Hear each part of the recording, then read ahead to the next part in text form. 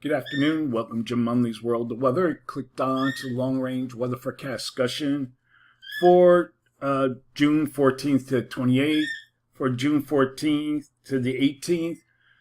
This is what we're forecasting here. We have a strong ridge here in the west, another ridge over here over the western Atlantic, and we have a trough here a little bit across the northwest, northeast Pacific, and the northeast. The upper ridge is forecast across the west central states. This will cause above normal temperatures for much of the country. And then we'll have pieces of energy here in the northern stream that will move across the northern states and bring showers and storms. Bring showers and storms north to the northern states and send a few fronts into the northeast. This will bring showers and storms for the north central states and the northeast, as I said. Okay, looking ahead, we're going to look at the period for June 19th to 23rd. And we still have our ridge here, strong ridge, approaching 600 dm here in the western states. And we have another ridge here that's over the West Atlantic. And we still have our trough across the Great Lakes in the northeast. So I'm calling for this forecast period. Let's try to get to it. Above normal temperatures here, and I'm calling for anomalies to be about 4 to 8 degrees above normal.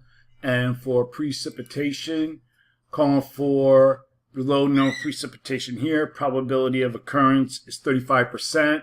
And we have above normal precipitation for this area. And for here, probability of occurrence is 40% across this area, more like 35% here.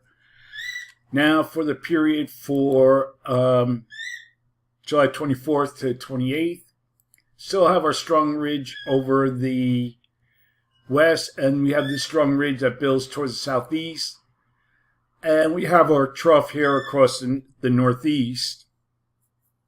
So for this forecast period, calling for a little change in temperature anomalies, and for precipitation, calling for above normal precipitation here. And for this region, probability of occurrence near 35%.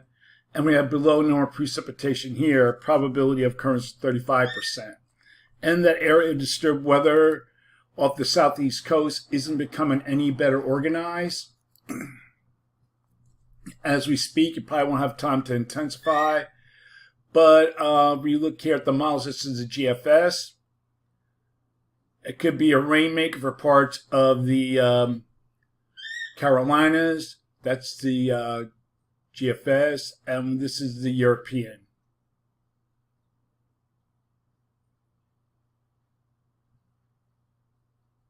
Now, the latest drought monitor has been released, and we're going to take a look at that.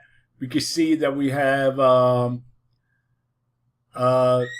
SL regions issued for parts of the Northern Rockies and Great Lakes, and that means as long-term impacts,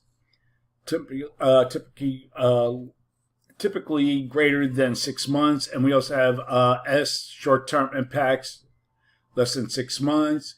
We also have some SL areas down here, and this is we have long-term impacts down here, parts of the Southwest, and we have some S regions here. This is short term.